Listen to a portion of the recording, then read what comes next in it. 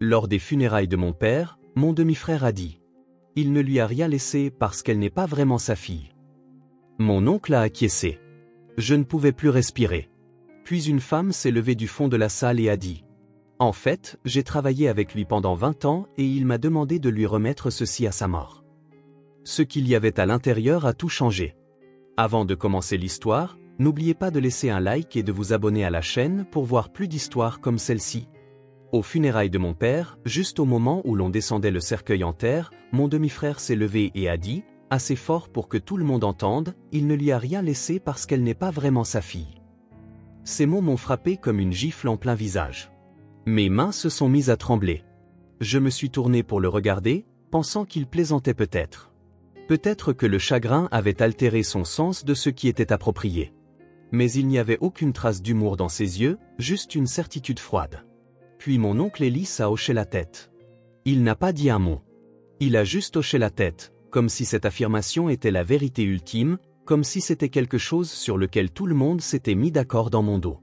Je ne pouvais plus respirer. Ma poitrine s'est resserrée et le murmure discret des réactions chuchotées autour de la tombe a commencé à se transformer en un long silence insoutenable. Ma mère était partie. Mon père venait d'être enterré. Et maintenant, d'une manière ou d'une autre, devant une centaine de personnes, on me disait que je n'étais pas sa fille. J'ai regardé autour de moi, cherchant désespérément quelqu'un, n'importe qui, pour prendre ma défense. Les amis de mon père étaient là, des collègues, des amis de la famille que je connaissais depuis toute petite. Mais personne n'a rien dit. Ils détournaient simplement le regard ou fixaient le sol, comme si j'étais une invitée indésirable à l'adieu de mon propre père. Je voulais hurler. Je voulais crier, ce n'est pas vrai. C'était mon père. Il m'a élevé. Il me bordait le soir. Il m'a appris à dessiner des plans et à planter des tournesols pour que les racines ne se noient pas. Il m'a tout donné. Mais ma voix était coincée quelque part au fond de ma poitrine. Et puis, juste au moment où je pensais que j'allais m'effondrer, une femme s'est levée du dernier rang. Je ne la reconnaissais pas. Elle semblait venir tout droit du bureau. Jupe crayon grise, talons pratiques, cheveux tirés en un chignon serré. Elle n'a pas scié. Elle n'a pas hésité. Elle s'est avancée, stable et calme, et a dit, en fait, j'ai travaillé avec Michael pendant 20 ans, et il m'a demandé de lui remettre ceci à sa mort. Elle s'est tournée vers moi et m'a tendu une petite boîte en bois scellé. Tous les regards se sont tournés vers moi. Pendant un instant, personne n'a bougé. La brise s'est arrêtée. L'instant flottait dans l'air, comme une respiration suspendue. J'ai fixé la boîte, incertaine de devoir la prendre. Mon cœur battait si fort que je pouvais l'entendre par-dessus le brouhaha de la foule. Grant l'a regardée comme si elle avait rompu un accord secret. Mon oncle a serré la mâchoire. La femme a fait un pas de plus vers moi. Il a dit de m'assurer qu'elle laisse s'ils essayaient un jour de tout lui prendre. Tout en moi hurlait de la prendre. Parce qu'à cet instant, j'ai su que ce n'était pas juste une boîte. Ce n'était pas juste une enveloppe ou un souvenir. C'était quelque chose que mon père avait laissé pour moi, sachant exactement ce qu'il ferait. Et ce qu'il y avait dans cette boîte a tout changé. Tout ce que je croyais sur ma famille, sur moi-même, sur la raison pour laquelle mon père avait l'air si fatigué ces dernières années. Je ne l'ai pas perdu ce jour-là. J'ai découvert qui il était vraiment, et qui je suis vraiment. Je m'appelle Adi Rarin. J'ai 28 ans. Et jusqu'aux funérailles de mon père, je pensais comprendre d'où je venais. J'ai grandi dans un quartier tranquille près de Richmond, en Virginie, dans une modeste maison de style craftsman que mon père avait aidé à concevoir. Ma mère est morte quand j'avais 12 ans. Un cancer, du genre qui ne vous laisse pas de seconde chance. Après son départ, il ne restait plus que mon père et moi. Michael Rain, architecte, veuf, homme discret et compliqué. C'était le genre de père qui ne savait pas toujours quoi dire, mais qui savait toujours être présent. Il préparait mes déjeuners avec des mots écrits à la main, même quand j'étais assez grande pour lever les yeux au ciel. Il venait à toutes mes expositions d'art, même celles où je n'avais qu'un seul dessin scotché au mur du fond. Il m'a appris à tenir correctement un mètre ruban avant de m'apprendre à conduire. Il s'est remarié quand j'avais 15 ans. Elle s'appelait Diane. Elle était sophistiquée, élégante, souriant toujours des lèvres mais jamais des yeux. Elle a emménagé avec son fils, Grant, qui avait quelques années de plus que moi. Du jour au lendemain, notre foyer tranquille est devenu quelque chose de plus froid, de plus tranchant. Je ne pense pas que Diane m'ait jamais dit un mot cruel directement, mais je me suis toujours senti comme un inconvénient, un reste d'une vie qu'elle ne voulait pas inclure. Grant a empiré les choses. Il me traitait comme si je n'avais pas ma place, comme si j'étais juste quelqu'un que sa mère était forcée de tolérer. Au début, j'ai essayé de créer un lien avec lui. J'ai proposé de partager l'espace, d'être gentil. Mais il faisait des petites remarques quand mon père n'était pas là, se moquant de mes cheveux, de mon art, m'appelant l'enfant de la charité. Je l'ai dit une fois à mon père, et il a juste répondu, il s'adapte. Laisse-lui le temps. Alors je lui ai laissé le temps. Des années. Je suis parti à l'université pour obtenir un diplôme en design graphique, j'ai emménagé dans mon propre appartement et j'ai commencé à construire ma vie. Mon père et moi sommes restés proches, cependant. Nous nous parlions encore chaque semaine. Il m'envoyait toujours des croquis de maisons qu'il imaginait, et je lui envoyais des photos de peintures murales ou d'architectures étranges qui me faisaient penser à lui. Il ne l'a jamais dit clairement, mais je pense qu'une partie de lui se sentait coupable de la façon dont les choses s'étaient passées à la maison. Il disait parfois des choses comme « J'aurais aimé que les choses soient plus simples pour toi » ou « Je sais que je ne t'ai pas toujours protégé comme j'aurais dû ». Je ne l'ai pas poussé. Je n'avais pas besoin d'excuses. Je voulais juste qu'il sache que j'allais bien, que je l'aimais toujours, que je comprenais. Mais quelque chose a changé durant la dernière année de sa vie. Il a commencé à manquer nos appels hebdomadaires. Quand nous parlions, il semblait distrait, nerveux, comme si quelque chose le pesait. J'ai mis ça sur le compte de l'âge, du stress. Peut-être que le cabinet faisait pression sur lui pour qu'il prenne sa retraite et qu'il n'était pas prêt. Puis j'ai reçu l'appel. Il avait eu une crise cardiaque. Ils ont dit que c'était soudain, paisible, sans souffrance. Je n'ai pas cru cette partie. Il avait souffert pendant des années. Il n'avait simplement jamais laissé personne le voir. Les funérailles ont eu lieu 3 jours plus tard. Diane s'est occupée de tous les arrangements. Elle ne m'a pas consulté pour les fleurs, les photos, la musique. J'ai proposé mon aide. Elle a souri et a dit « C'est déjà réglé ». Quand je suis arrivé, j'ai remarqué que je n'étais pas mentionné dans le programme imprimé. Mon nom n'a pas été cité pendant les discours. Quand je me suis levé pour parler, Diane a eu une petite toux, comme si elle était surprise que j'essaie de m'imposer. Pourtant, j'ai parlé. Je leur ai raconté la fois où mon père était resté éveillé toute la nuit pour m'aider à finir une maquette de ville miniature pour mon projet de 5e. Je leur ai raconté comment il gardait un petit carnet dans sa boîte à gants où il notait les endroits où il voulait m'emmener. Il l'appelait « Les aventures d'Adira ». Il y avait plus de 50 entrées. Nous n'en avons fait que 12. Les gens hochaient la tête, certains souriaient, mais la chaleur à laquelle je m'attendais n'était pas là. Après la cérémonie, je me tenais près du cercueil pendant que les gens présentaient leurs condoléances. Quelques-uns m'ont donné des étreintes polies. D'autres m'ont complètement ignoré. Grant se tenait à proximité, suffisant et raide dans un costume noir qui semblait fait sur mesure. Il n'arrêtait pas de me lancer des regards, comme si je n'étais pas à ma place. Je me sentais comme une étrangère à l'adieu de mon propre père. Je sentais qu'on me cachait quelque chose, mais je ne savais pas quoi. Pas encore. Après la cérémonie, la plupart des invités se sont dirigés vers la salle de réception derrière la chapelle. C'était une de ces salles polyvalentes avec des chaises pliantes, du punch et des petits sandwichs que personne n'avait vraiment envie de manger. Je suis resté en retrait un moment, regardant le cercueil être emporté. Je n'étais pas prête à être entouré de gens qui me reconnaissaient à peine. Quand je suis finalement entré dans la pièce, j'ai senti tous les yeux se poser sur moi. Les conversations se sont interrompues. Diane se tenait près de la table du buffet, un verre de vin blanc à la main, parlant à l'un des anciens partenaires commerciaux de mon père comme si elle organisait un gala au lieu de pleurer son mari. Grant était sur le côté, parlant avec l'oncle Ellis. Leurs têtes étaient proches, leurs expressions vives et secrètes. Je me suis dirigé vers le mur du fond, cherchant un coin tranquille. J'avais à peine fait 3 pas quand Grant a élevé la voix. « Mettons les choses au clair », a-t-il dit en se tournant vers le centre de la pièce. Les gens ont levé les yeux, confus, certains tenant encore des assiettes en carton. Il a continué. Il y a eu beaucoup de confusion aujourd'hui à propos de la famille, de qui appartient et qui n'appartient pas. Je me suis figé. Il n'a pas dit mon nom, mais ce n'était pas nécessaire. Il m'a regardé droit dans les yeux. Mon père a laissé un testament très clair, a-t-il dit. Et il y a une raison pour laquelle elle n'est pas mentionnée. C'est parce qu'elle n'est pas vraiment sa fille. La pièce est devenue complètement silencieuse. Le cliquetis de la vaisselle a cessé. Une femme près du devant a eu un hoquet sous son souffle. J'ai cligné des yeux, stupéfaite. J'ai ouvert la bouche pour parler, mais je n'ai pas pu trouver un seul mot. C'était comme si le sol s'était dérobé sous mes pieds. Puis l'oncle Ellis s'est avancé et a hoché la tête. Michael nous a clarifié les choses il y a longtemps. La succession revient à la famille de sang.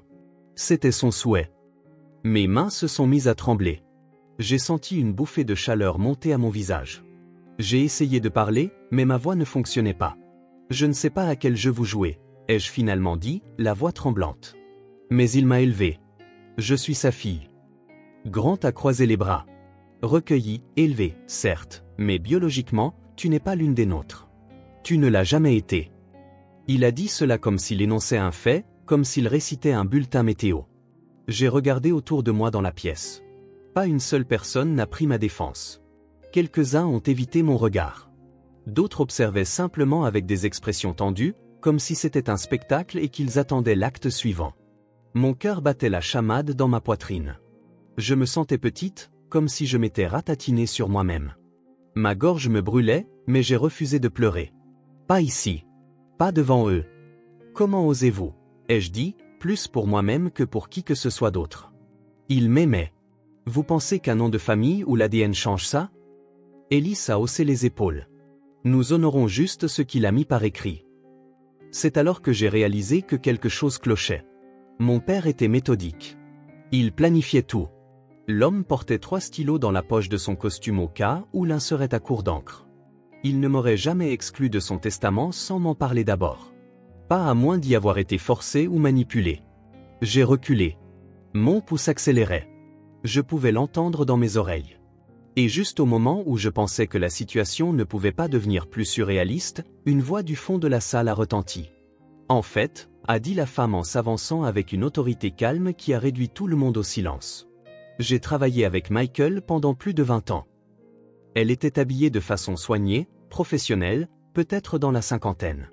Je ne l'avais jamais vue auparavant, mais elle se déplaçait avec le genre d'assurance qui ne vient que de savoir qu'on n'a rien à cacher. Elle m'a regardé directement et a levé une petite boîte en bois, lisse et polie, pas plus grande qu'une boîte à chaussures. Il m'a demandé de donner ceci à Adira après son décès. Il m'a dit d'attendre que quelqu'un essaie de prendre ce qui lui appartenait. Grant a ricané. Et qui êtes-vous exactement? La femme s'est tournée vers lui avec un regard direct. Je suis quelqu'un en qui il avait plus confiance qu'en vous deux. Elle s'est retournée vers moi et s'est avancée. Il a dit que tu en aurais besoin. Mes yeux se sont fixés sur la boîte. Mon cœur cognait si fort que ça faisait mal. Je ne savais pas ce qu'il y avait à l'intérieur. Je ne savais pas pourquoi il ne m'avait pas simplement dit ce que c'était pendant qu'il était encore en vie. Mais je savais une chose avec une clarté absolue. Mon père avait laissé quelque chose pour moi. Et il savait que ce moment arriverait.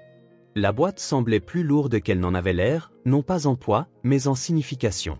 Chaque paire d'yeux dans cette pièce me regardait, attendant de voir ce que j'allais faire. Grant se tenait figé, son sourire suffisant avait disparu. Diane était de l'autre côté de la pièce, prétendant ne pas être intéressée, mais j'ai vu la façon dont ses doigts se sont resserrés autour de son verre de vin. L'oncle Ellis avait l'air de vouloir dire quelque chose, mais même lui est resté silencieux. La femme, Lena, s'est-elle présentée plus tard, a tendu la boîte à 2 mains. Sa voix était stable quand elle a dit « Il m'a dit d'attendre ce moment précis ». Il était très clair. Il savait qu'il pourrait essayer de t'effacer. Je la lui ai prise lentement, mes doigts effleurant le grain du bois. Elle était lisse, bien faite, quelque chose que mon père aurait apprécié. Il n'y avait pas de serrure, juste un simple loquet. Je n'ai pas bougé tout de suite. Une partie de moi ne voulait pas l'ouvrir devant eux. Je me sentais exposé, à vif, comme si chaque partie de moi était exposée et toujours jugée. Mais ensuite, j'ai regardé Grant, debout là, les bras croisés, comme s'il avait déjà gagné. J'ai regardé mon oncle, un homme qui m'avait autrefois donné des cartes d'anniversaire sans les signer, et j'ai pensé à mon père, à quel point il avait l'air fatigué ces dernières années. Si distant, si distrait. Peut-être que c'était pour ça. Peut-être que porter ce secret était le poids qu'il avait usé. Je me suis dirigé vers la table à l'avant de la pièce, j'ai posé la boîte et je l'ai ouverte. À l'intérieur se trouvait une enveloppe scellée, épaisse de papier, et une clé USB rangée dans un coin. Au-dessus, il y avait une note pliée avec mon nom écrit de sa main. Je l'ai reconnue instantanément. La même inclinaison, les mêmes lignes nettes. Je l'ai dépliée avec des doigts tremblants. Adira, si tu lis ceci, cela signifie qu'ils ont fait exactement ce que je craignais. Je ne voulais pas en arriver là. Je voulais te protéger de mon vivant. Je pensais avoir plus de temps. Je suis désolé de ne pas te l'avoir dit plus tôt.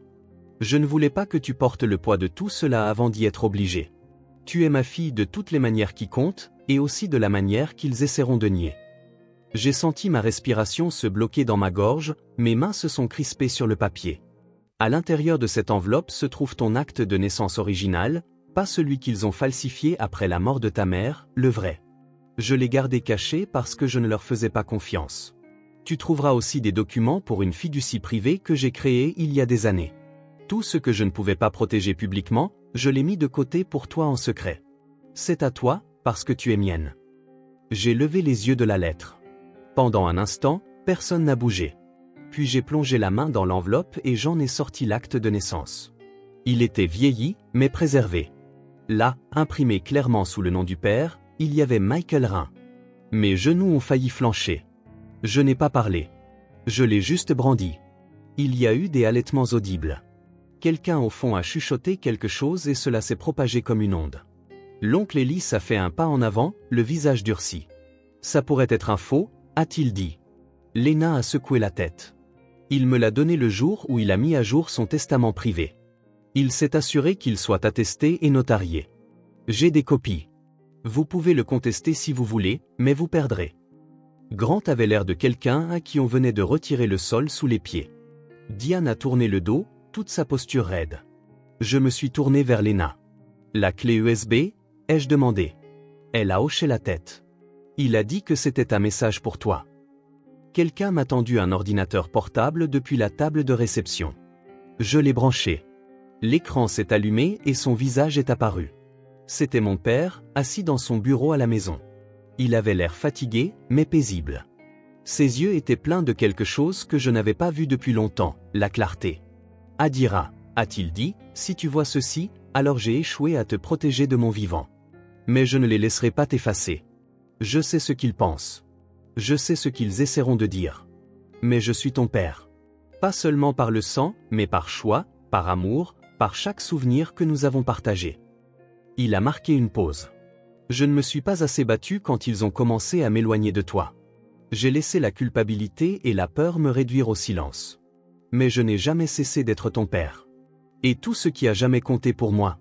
Les dessins, la maison, la fiducie que j'ai créée en ton nom, tout est à toi. Je veux que tu l'aies. Et je veux que tu te tiennes droite, parce que tu es tout ce que j'ai toujours espéré qu'une fille serait. La vidéo s'est terminée. Le silence dans la pièce était assourdissant.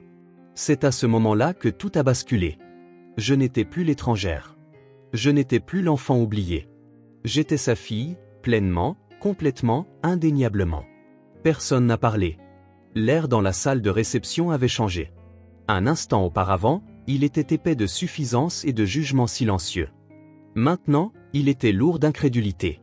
Les gens qui avaient évité mon regard se penchaient soudainement en avant, essayant de voir l'écran, essayant de comprendre ce dont ils venaient d'être témoins. J'ai fermé doucement l'ordinateur portable, mes doigts s'attardant sur le couvercle comme si le toucher gardait mon père proche une seconde de plus. Lena s'est tenue à côté de moi, son visage calme et certain. Michael ne voulait pas que son héritage soit contrôlé par des gens qui déformaient ses intentions. Il a tout préparé légalement. Ce n'est pas une échappatoire. C'est son dernier mot. Grant s'est avancé. Rien de tout cela ne change le testament. L'officiel a été lu la semaine dernière. Lena l'a regardé sans ciller. C'était le testament public. Il y en a un autre, privé, détenu par son avocat personnel, pas le cabinet. Il nomme Adira comme unique héritière de sa succession privée. La salle s'est de nouveau agitée. L'assurance de Grant s'est fissurée. Je l'ai vu dans sa mâchoire, comment il a serré comme un enfant refusant de croire qu'il perdait un jeu qu'il pensait truqué en sa faveur. L'oncle Ellis s'est avancé, tranchant et délibéré. Tout cela est disproportionné. Nous ne savons pas ce que Michael traversait à la fin. Il était clairement confus, émotif. Vous ne pouvez pas sérieusement vous attendre à ce que cela l'emporte sur une procédure légale. Lena n'a même pas bronché. Je lui parlais chaque semaine jusqu'au jour de sa mort. Son esprit était clair. Il était intentionnel. Il savait exactement ce qu'il faisait, et il savait que vous diriez cela. Elle a sorti un dossier de sa mallette. Elle me l'a tendu. À l'intérieur se trouvent des documents signés, des témoignages vidéo et le transfert légal de la fiducie. Il t'a tout laissé, Adira, non pas par sentimentalisme, mais parce que c'était juste. J'ai ouvert le dossier et j'ai vu les documents de fiducie notariés, les lettres juridiques datées de son avocat personnel et une note adressée simplement au tribunal, si contestée. Je n'avais pas besoin de la validation du tribunal. J'avais déjà celle de mon père. Mais quand même, je me suis tourné pour faire face à la salle. À ceux d'entre vous qui sont restés silencieux quand ils ont essayé de m'effacer, j'espère que vous voyez maintenant ce que coûte le silence, ai-je dit, ma voix plus stable que je ne l'aurais cru. Vous les avez regardés remettre en question ma place aux propres funérailles de mon père. Vous les avez regardés dire que je n'avais pas ma place et personne n'a dit un mot. Personne n'a interrompu. Quelques personnes ont baissé les yeux. Une femme, quelqu'un que je me rappelais vaguement de son bureau, a essuyé une larme et a hoché la tête. Je ne veux pas de vengeance. Je ne veux pas me battre. Je veux juste ce qu'il avait l'intention que j'ai. Ce qu'il a construit pour moi. Ce qu'il a préservé, même quand il avait peur. Grant a ricané. Tu penses vraiment que ça change quelque chose? On ne peut pas simuler le sang. Je me suis tourné vers lui. Je n'ai besoin de rien simuler. La vérité est écrite noir sur blanc. Elle est écrite dans la vie qu'il m'a donnée. Dans chaque histoire que je porte sur lui, dans les plans que nous avons faits ensemble. Vous ne voulez que ce qu'il a laissé derrière lui. Moi, je porte qui il était. C'est alors que Diane a finalement parlé. Elle était restée près de la porte tout le temps, silencieuse et détachée. Mais maintenant, elle s'est retournée, sa voix froide et sèche. Je lui avais dit que ça arriverait, a-t-elle dit. Je lui avais dit que sa culpabilité reviendrait le hanter. Il t'a toujours laissé prendre trop de place. Je me suis avancé. Il m'a donné de la place parce que j'étais sa fille, parce qu'il m'aimait. Vous ne pouviez pas effacer ça. Ni par le silence. Ni par les mensonges. Elle est sortie. Grant n'a pas suivi. L'oncle Ellis a regardé autour de lui, réalisant qu'il avait perdu tout le soutien qu'il pensait avoir. Il a marmonné quelque chose dans sa barbe et est sorti en trombe après elle. La pièce est lentement revenue à elle-même. Les gens ont recommencé à chuchoter, mais cette fois, ce n'était pas sur le fait que j'étais une étrangère. C'était à leur sujet. Ceux qui avaient essayé de garder cela enterré. Ceux qui avaient sous-estimé ce que l'amour d'un père pouvait protéger. Je suis resté dans cette pièce, tenant la lettre, la fiducie, la vidéo, la preuve que j'avais ma place. Non pas à cause des documents ou de l'argent, mais parce que mon père m'avait vu. Il savait ce qu'ils essaieraient de faire, et il s'était assuré que je ne serais pas laissé sans défense. Il ne m'avait pas laissé derrière. Il m'avait tout laissé. Je suis retourné à la maison 2 jours plus tard. Celle où j'ai passé la majeure partie de mon enfance. Celle avec les marches qui craquent et la véranda que mon père avait construite de ses mains, planche par planche. La procédure légale était déjà en cours. Mais Lena m'a assuré que ce n'était plus qu'une formalité. La fiducie était inattaquable. Mon nom était sur tout ce qui comptait. Pourtant, je ne suis pas entré comme quelqu'un qui avait gagné quelque chose. Je suis entré comme quelqu'un qui rentrait chez soi après des années à en avoir été écarté. J'ai franchi la porte d'entrée et je suis resté là, dans le vestibule. La même odeur était là, sueur de bois, huile de citron, et quelque chose de plus doux que je n'ai jamais pu nommer mais que j'ai toujours reconnu. J'ai passé ma main le long de la rampe en bois qu'il avait sculptée avec de minuscules marques de son vieux jeu de ciseaux. La plupart des gens ne les remarqueraient pas, mais moi si. Je l'avais toujours fait. Cette maison était pleine de ses empreintes. J'ai trouvé le courage d'aller dans son bureau en dernier. Il était exactement comme il l'avait laissé. Ses crayons de dessin bleu étaient rangés en rangées parfaites. Ses croquis préférés étaient encadrés au mur. Il y avait une photo de moi et de lui sur son bureau, une que je n'avais pas vue depuis des années. J'avais peut-être 10 ans. Nous étions au bord du lac, il avait un bras autour de mes épaules et un sourire si vivant que ça faisait mal à voir. Je me suis assise dans son fauteuil et je me suis laissé pleurer pour la première fois depuis les funérailles. Non pas parce que j'étais brisé, mais parce que j'avais enfin l'espace pour le pleurer sans être remise en question, sans être observé comme si je n'avais pas ma place. C'est là que j'ai réalisé ce qu'il m'avait vraiment donné. Ce n'était pas l'argent, ni la terre, ni les documents de fiducie. Ce n'était même pas l'acte de naissance ou la vidéo. C'était la validation. C'était le choix de me protéger d'une manière qu'il ne pouvait pas faire de son vivant. Il savait qu'il était resté silencieux trop longtemps. Il savait de quoi Diane et Ellis étaient capables. Il a vu comment Grant me rejetait, essayait de m'effacer, et il a refusé que ce soit le dernier mot. Il m'a rendu mon nom. J'ai passé les semaines suivantes à trier ses affaires. Lena m'a aidé à examiner les papiers. Ensemble, nous avons découvert des journaux personnels, des lettres manuscrites, même de vieux plans qu'il avait esquissés juste pour le plaisir. Il laissait des notes dans les marges. Certaines m'étaient adressées, d'autres étaient clairement juste ses pensées, de petits rappels pour lui-même. Chaque page était une strate de l'homme qui me manquait, de l'homme que j'apprenais encore à connaître. J'ai fini par trouver un petit carnet intitulé « Les aventures d'Adira », rangé dans un tiroir sous une pile de factures. Il n'y avait pas écrit dedans depuis que j'étais au lycée, mais la dernière entrée était une note « Voyage en Italie, juste nous deux, un jour ». Nous n'avons jamais fait ce voyage, mais maintenant je porte ce carnet partout avec moi. Il me rappelle qu'il n'a jamais cessé de planifier un avenir avec moi. Léna est restée dans ma vie. Nous nous parlons encore chaque semaine. Elle est devenue une sorte de guide dont je ne savais pas avoir besoin. Quelqu'un qui voyait mon père clairement et n'a jamais remis en question ma place à ses côtés. Elle m'a aidé à créer la bourse d'architecture en son nom. Une bourse qui offre aux jeunes artistes et designers un chemin dont il aurait été fier. Quant à Grant, Diane et l'oncle Ellis, je n'ai pas eu de nouvelles d'eux depuis que le tribunal a confirmé la fiducie. Ils ne se sont jamais excusés. Je ne m'y attendais pas. Ils vivent dans un monde où le pouvoir compte plus que les liens. J'ai laissé tomber. Ce que j'ai appris, c'est ceci. Parfois, les personnes qui vous aiment le plus ne savent pas toujours comment vous protéger quand cela compte. Mais si elles vous aiment vraiment, elles trouveront un moyen de réparer les choses. Mon père a fait des erreurs. Il a laissé les autres contrôler trop de choses. Mais à la fin, il a trouvé sa voie. Et avec elle, il m'a rendu la mienne. Cette histoire ne concerne pas une boîte ou un testament.